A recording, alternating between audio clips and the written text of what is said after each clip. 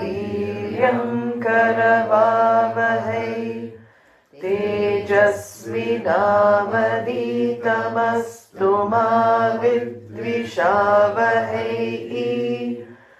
ॐ शान्ति शान्ति शान्तिः गुरुर्ब्रह्मा गुरुर्विष्णुः गुरुर्देवो महेश्वरः गुरुः साक्षात् परं ब्रह्म तस्मै श्री गुरवे नमः दयाकरं दयाकारं दान्तं धर्मप्रवर्तकं प्रणमामि दयानन्दं मदाचार्यवरं परम् ॐ गं गणपतये नमः ॐ गं गणपतये नमः ॐ गं गणपतये नमः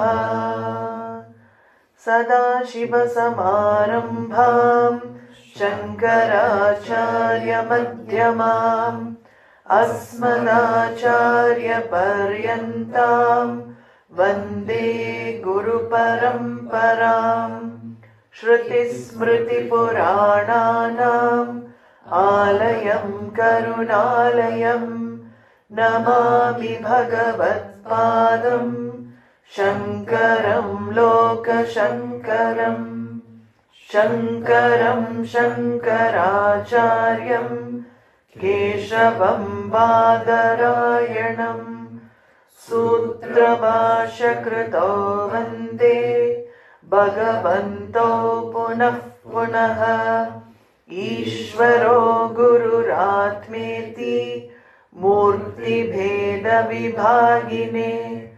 व्योमवद्व्याप्तदेहाय दक्षिणामूर्तये नमः ॐ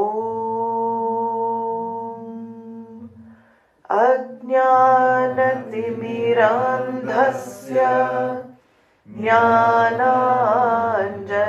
ज्ञानाञ्जनशलाकया चक्षुरुन्मीलितं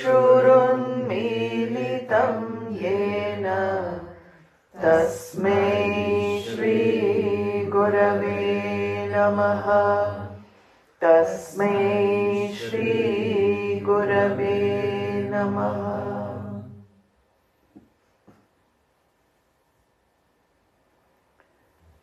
So we were seeing the verses of Pañcadaśī where Vidyaranya talks about prema, love. So this is a word that we all love. We love love. And he unfolded that Atma, being the highest object of love, is the source of all happiness. Because love is always, where there is love, there is happiness. Where there is happiness, there is love. So this is our intimate experience with this Jagat, with the world. But the source of love is not fully known. So this is what is going to be unfolded in the next few verses. So we know that Atma is the highest source of love. And so it is limitlessness, Ananda. He says Paramananda. Paramananda is because it is not the Ananda that we associate with objects. That Ananda is always changing depending on the states of mind. 1 minute happiness arises because the object makes me happy. Next minute what happens? Object makes me unhappy. So happiness diminishes. This Ananda is Paramananda, which means it is undiminishing, unconditional. It is always there, that happiness, limitless happiness that we want. So, Brihadaranyaka Upanishad, we had seen the line, Atmanastu kamaya sarvam priyam bhavati. Everything is ultimately loved for one's own sake. Husband is not loved for husband's sake. Husband is loved for my sake. Children are not loved for children's sake. Children are loved for my sake. He goes through a whole list there in the Upanishad, how everything is loved for one's own sake. So for my own, it sounds very brutal to say it, but really we are selfish creatures. We all love for our own pleased self. What is a source of pleased self coming up becomes an object of my love. Once the displeased self is triggered, then that thing becomes object of dislike, because it obstructs the expression of Ananda, which is my Swarupa. So we also saw that if Atma is a source of Ananda for everyone, then everybody should love themselves. Everybody should feel happy with themselves. But we see people wanting to kill themselves. We see people who hate themselves, who want to commit suicide. We see people who are depressed, not happy to be themselves. We see all of this. Then is it that they hate Atma? Do they hate themselves really? No, they hate the condition that obstructs the real self from showing. That is what is really disliked. The condition, that any condition or object person that obstructs the true self from manifesting, I want to get rid of it.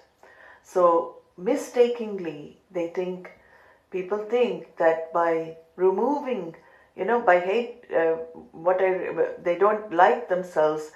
Really what they don't like is the condition of suffering or pain that stops the self from shining, or stops that Ananda from emerging, which is always there. It is not something created, it is always shining. But as the clouds obstruct the sun, there are certain conditions that obstruct the sunlight being fully seen. So this is what he says here. It is unhappy self they dislike, and unfortunately people take their lives because they want to escape from the unhappy self, not because they don't love Atma. It is because Atma is so dear, so loved, source of ultimate love, that any condition that takes me away from my true nature, I want to escape from. So this is what we are doing in our day-to-day lives as well. So the seeming rejection of myself is not really a rejection of myself. It is a rejection of suffering. It's a rejection of pain, which is not my nature, against my nature. People think suicide or taking one's life is a way out. But if you understand Vedānta, it is definitely not a way out. Because the karma, law of karma, says that we cannot escape our suffering in such a way. We cannot escape suffering by, again, putting an end to the vehicle where the experience of suffering takes place. Because all you do is perpetuate suffering, putting an end to the instrument where karma is experienced. This is called Bhoga Ayatanam.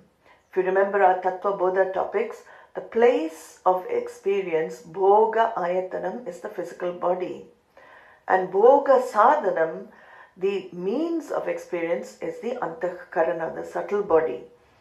So the subtle body and the physical body are always, they're closely, very, very closely intertwined. We cannot see the difference because it is subtle. But the subtle pervades the physical. People think by removing the physical, I will get over the pain and suffering. But in the Shastra, it is only an escape, temporary escape, because the Sukshma still continues. You cannot destroy the Sukshma just like that. And where is the experience of pain? It is Sukshma. So what you are actually doing is getting rid of the place where the Sukshma is, but the Sukshma continues to another body, and we may have to go through the similar experiences in another lifetime.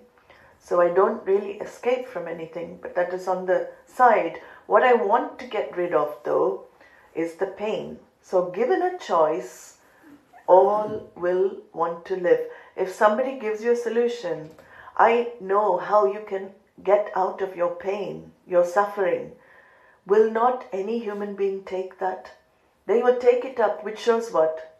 My commitment is to myself. I love myself the most. If I'm giving the solution to remove the unhappy self, that which I'm not against my nature, I will definitely say, yes, I continue to live if the unhappy self is not there anymore. So this is what he was saying. The love for myself manifests in the words, Ma na bhuvam. Let there not be an end for me. Let there not be an end for me means bhuyasam. May I be there also, always. May I be always there. Always there means I love to exist. What we really love is Sat.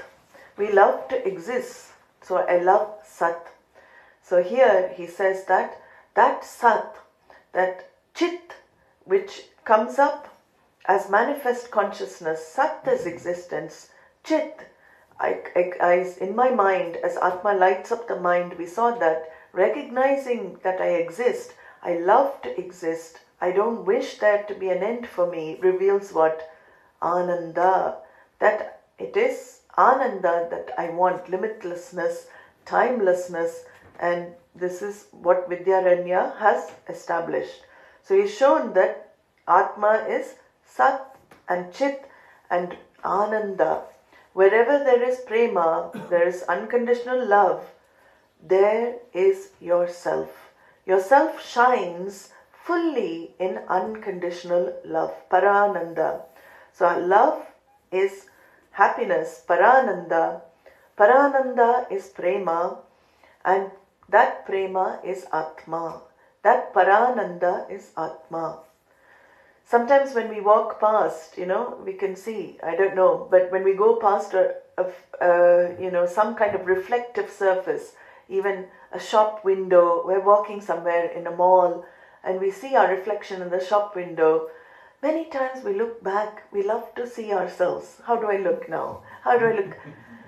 Even that wanting to see yourself shows that I love myself. I want to look good. Sometimes we look and we don't like because it triggers unhappy me. But again, we know that it is because of I don't accept the body as it is. Because I don't accept I'm the body. And then the thoughts come, I don't look good, this. But really, even that I look at myself shows what? The commitment is to self. It's an expression of self-love. I do love myself. So Atma is Parama Prema, and he continues, he says, there is only one love really ultimately we have, that is for the self. All other objects are loved for the sake of also the self. So he says that in the 9th verse, Tat prematmartam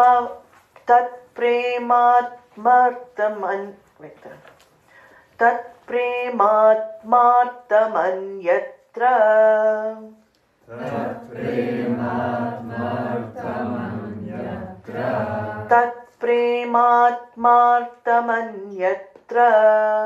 Tat prematmartamanyatra Naivam anyarthamatmani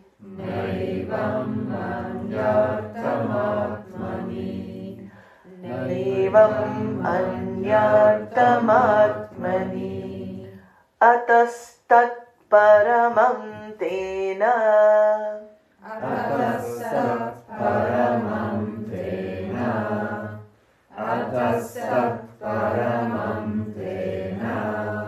Paramanandatatmanaha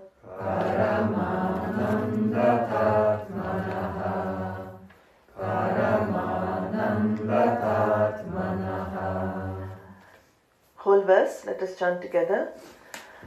Tat prematmartamanyatra Naivam anyarthamatmani Atastat paramam tena Paramanandatatmanaha. So I'll just give you the flowing meaning. So that very love is, in the case of anything else, it is only for the sake of the self. tat prema atmartam anyatra. Whereas with respect to the self, love, it is not for any other sake. It is purely for love of the self. Naivanyartham atmani. Therefore, that love is the highest love. Ataha tat paramamtena. Since the self is of the nature of limitlessness, limitless happiness, paramanandat atmanaha. It's paramanandat atmanaha. I think nandat, it says nandat atmanaha. So the diacritic you have to put there in the thing. How does one say that Atma is the greatest love? Parama premaspadam means the highest object of love. What is the means for saying this? Because sometimes I love myself, but I love something or someone more. I feel I love something or someone more than I love myself. That's what he says here. Anyatra, elsewhere, tat prema prematmartham.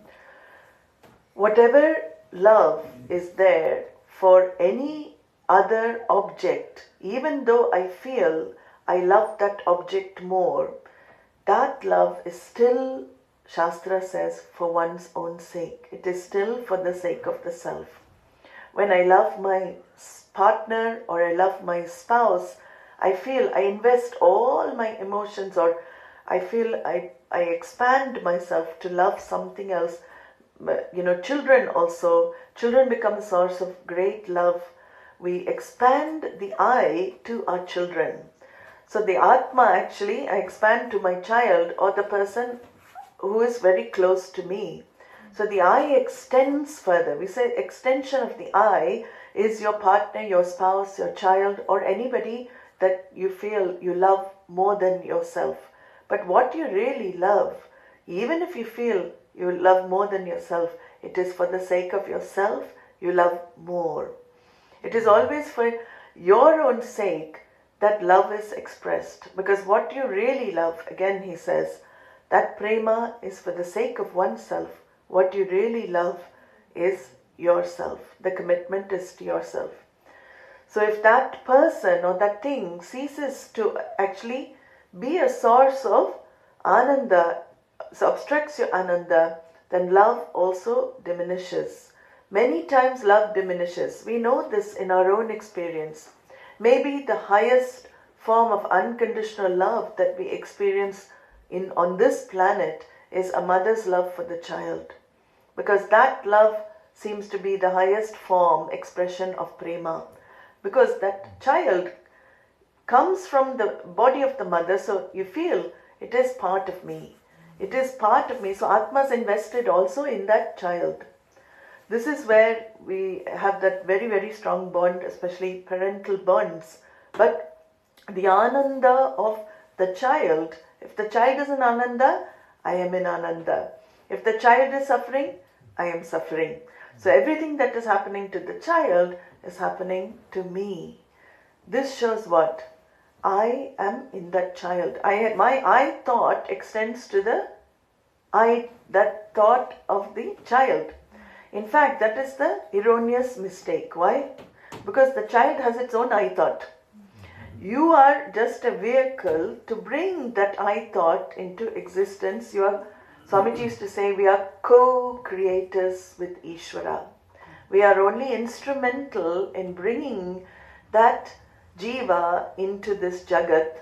It is a blessing, of course. Prasada, it's a blessing of Ishvara.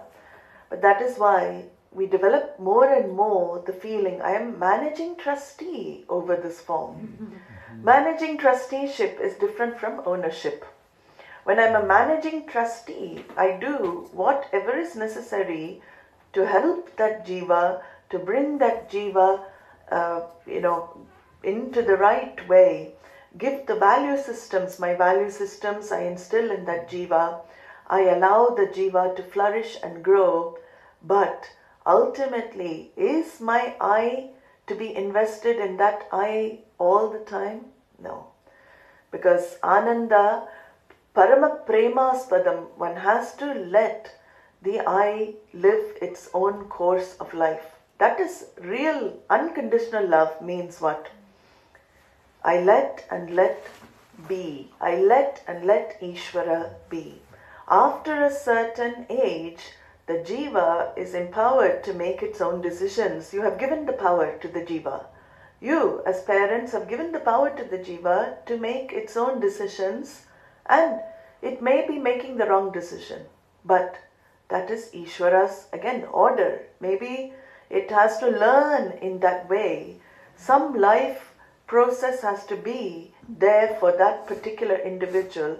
But what we understand from this said, that my happiness, if that child is not happy, I am not happy. Which means what? It is dependent happiness. It is a dependent happiness. It's a dangerous dependency. Any dependency on my happiness, on anything external, including the people closest to me, is a dangerous dependency. Because Krishna says in the Bhagavad Gita, Anabhishvangaha putra dhara grihadishu, he includes as a value. Don't have too much emotional dependence on anyone or anything.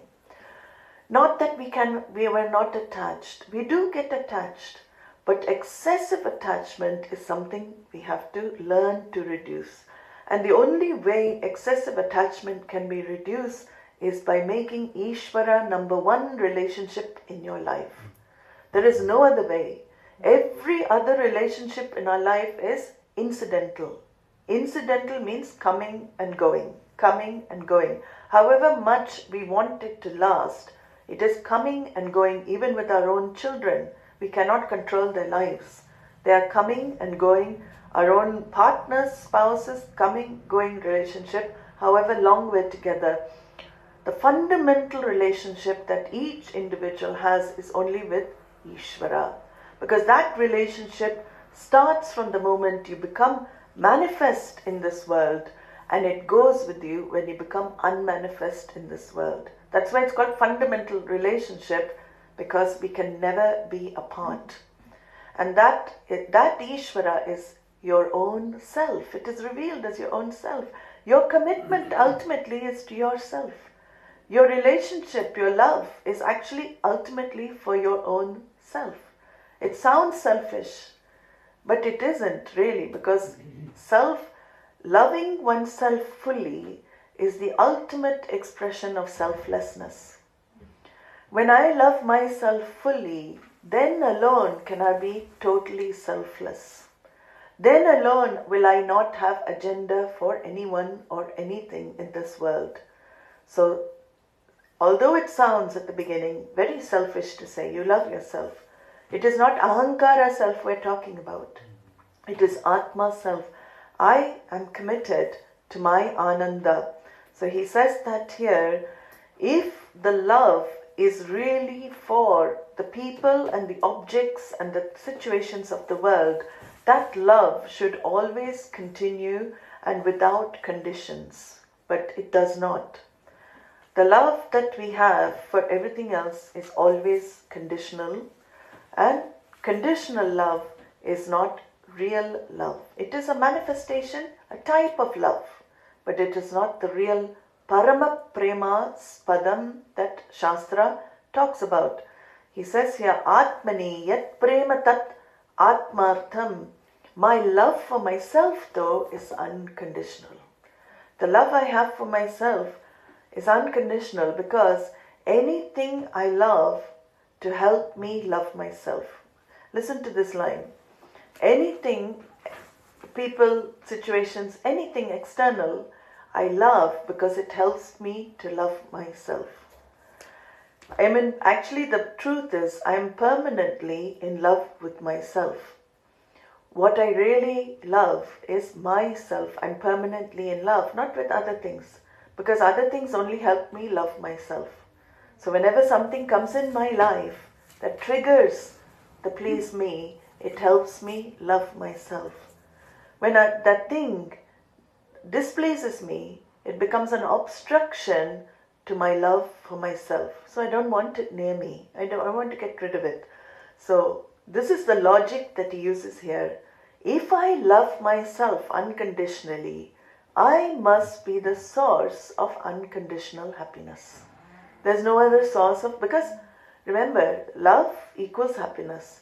Unconditional love must equal unconditional happiness.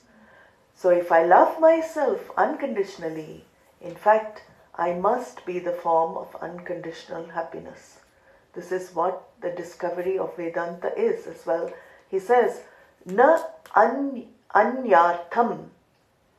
This love for myself is not for anyone's sake. Ataha tat prema paramam.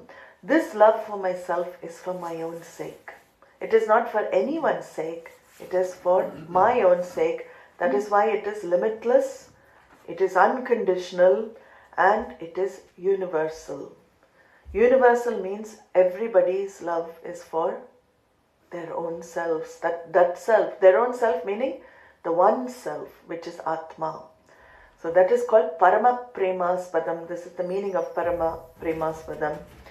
And everybody doesn't love the same objects because the same objects don't trigger that self-love for everyone. It depends, again, objects I love because based on my likes and dislikes. So the mind comes into play when it comes to relating with the world. This is where we make the biggest mistake. Because I like something, I go after it. And I go after it, why? Because, again, Paramapremasman, my unconditional love is for myself.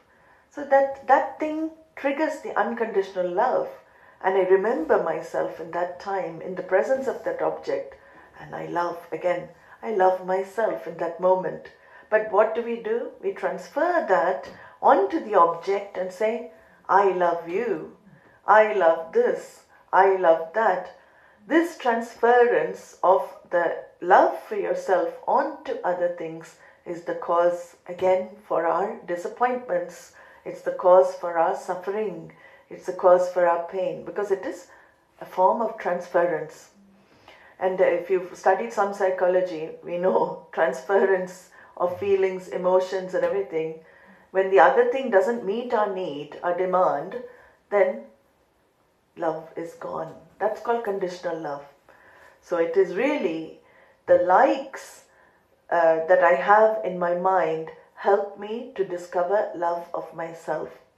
The dislikes become an obstruction to loving myself. This is how likes and dislikes work. Likes help me to love myself because likes give me the objects that, make me love myself. Dislikes, they create obstruction to the self. So I want to escape from objects and people and situations of dislike. And I keep going, doing these two things in my life, going after things I like, running away from things I dislike. And I swing between these two things, pursuits in life. And Krishna says this is the biggest mistake human beings make, because it robs you of the true love that you have, which is already with you. You're transferring it onto the external world, like we saw in the meditation on Ishvara today, that Ishvara is what is. I divide the world through my likes, dislikes, indifference. 3 things I divide the world. We can go and think about this more. There's objects and people of like, objects and people of dislike, and objects, people, situations I'm indifferent to. This is my division, projection created on this world. And it's purely created because I don't know myself to be the source of unconditional happiness. So now, love for Atma is unconditional. Every other love for family, conditional love is always for my sake. When others fulfill the conditions, I feel happy. I feel I love them. But it is not really real love. So tena, he says, Atmanaha Paramanandaha. Therefore, Atma is limitless love. So does that mean I don't need to love others? Does that mean I don't love objects in the world? No, not at all. In fact, if you understand the equation, Limitless love is limitless happiness. If I love limitlessly, if I love more and more people, if I encompass the whole Jagat under this umbrella of love, accommodating everybody, that is equal to limitless happiness. So it is not that I don't love anyone, but I expand my love to encompass the whole Jagat, everyone, not just a few people. The more I expand my love, the more happiness I discover, which is my true nature, limitless happiness. So always remember this, limitless love equals limitless happiness. If I limit my love to just one or two people, my happiness also becomes limited. If I expand my love to encompass more and more people, your nature shines forth even more. That is why, in many of these spiritual, we go to these spiritual places, this topic is discussed a lot. Seva, all of these are given purely for expanding oneself. Service of others, there is a saying, service to man is service to God. Service of everything is service to the divine. So this is how I expand myself. All of these are practices given so we can expand ourselves more and more in order to discover what I am, limitless Ananda, Paramananda. So he says here, if one discovers what one really is, then you understand it is love for one's own sake. And Shastra says, of course, in all the text, that you are the form of happiness, which reveals you don't need anyone for your happiness. This is another takeaway from this. We don't need anybody for our fulfillment. We don't need any situation for happiness. I don't need any object to make me happy, because I am Paramananda, Paramaprema Spadam, the nature of happiness. So expand the love and you discover your expansion. So now the last few verses of this section are summarized in the 10th verse. He says, Ittham Satchit Paranandaha Ittham Satchit Paranandaha Atma Yuktya Tattva-viveka Atma Yuktya Tattva-viveka Param Brahma Tayoshchaikam Param Brahma Tayoshchaikyam Shrutyanteshu Padishyate. Shrutyanteshu Padishyate. Altogether, Ittam Satchit Paranandaha Atma Yuktya Tattva-viveka Param Brahma Tayoshchaikyam Shrutyanteshu Padishyate. So he uses a logic. Thus, Ittam means thus, the self is shown by reasoning. The self is unfolded by this reasoning that we have seen. Atma Yuktya, by reasoning. And it is unfolded to be of such a nature, Tattva-viveka. What nature is that? Satchit Paranandaha, of consciousness, existence, consciousness, limitless happiness. The identity, Aikyam of this self, Atma and Param Brahma, the highest consciousness, supreme consciousness, is what is taught, Upadishyate, Shrutyanteshu, at the end of Shruti, at the end of the Veda, which is in Vedānta. So he's just summarizing, and where the pramana is, he's also indicating here.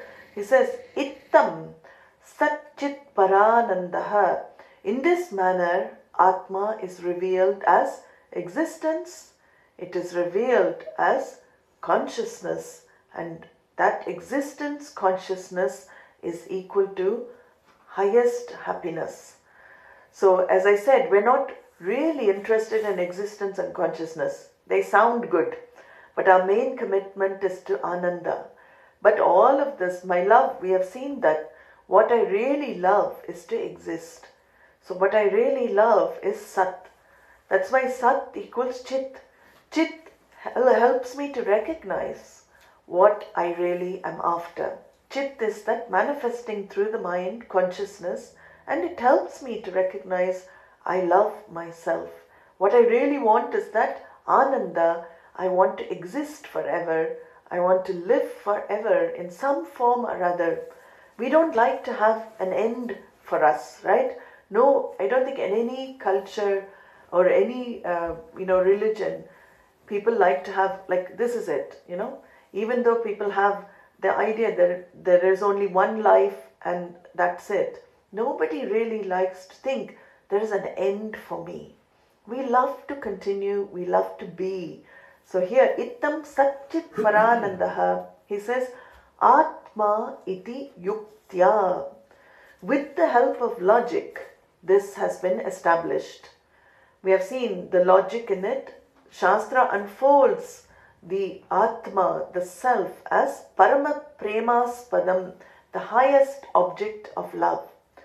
And that is through our own experiences that the logic is brought in, because we can see what is it I'm really committed to most. We have seen that it is to that pleased self, because that is what Ananda reflects as the pleased self. When it rises, I am committed to that.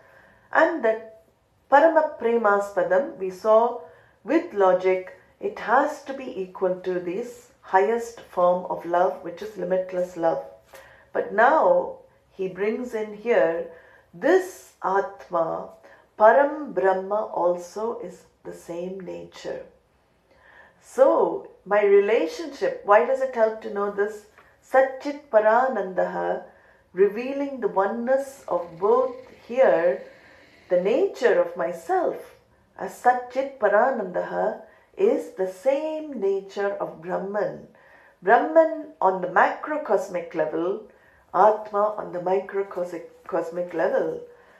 The Vyashti Samashti, we call it in Sanskrit, the individual and the whole. So the same Satchitananda Atma shines in the form of the Jagat. This is beautiful to know, because I will not always relate only to these names and forms.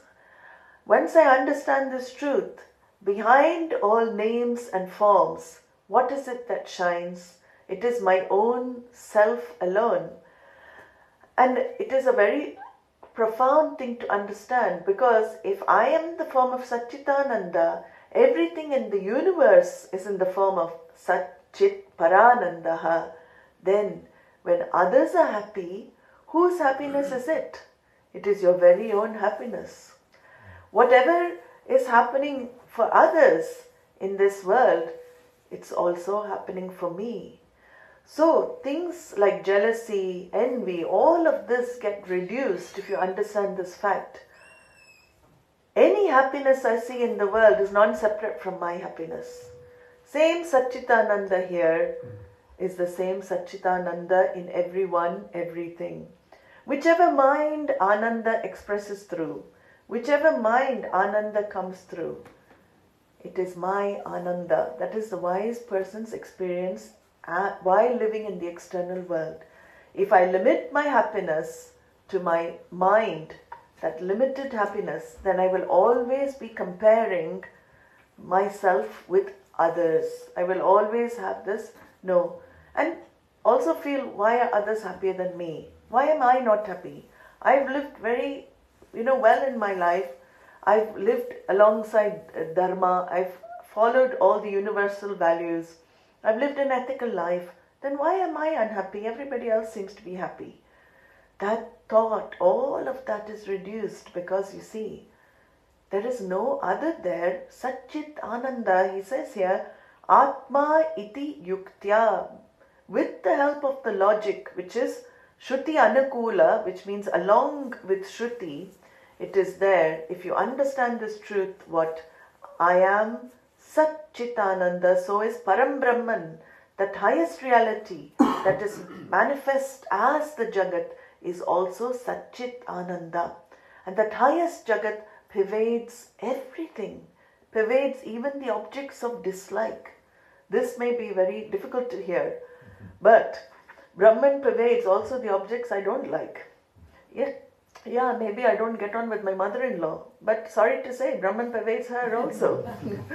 Brahman pervades in-laws, outlaws, everything. All your objects that you think, I don't like this, I don't like that, Brahman pervades that as Satchit Ananda. Start seeing Ishvara more. That is the trick. First step to understanding this truth is to Ishvarize everything. Everything is also already Ishvara. But in my mind it's not Ishvara. Why? Because Jiva Shrishti. We saw my projection, this is bad, this is good.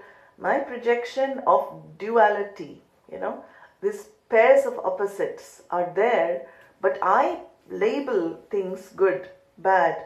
Who puts the labels? We put the label. How do we know something is good or bad?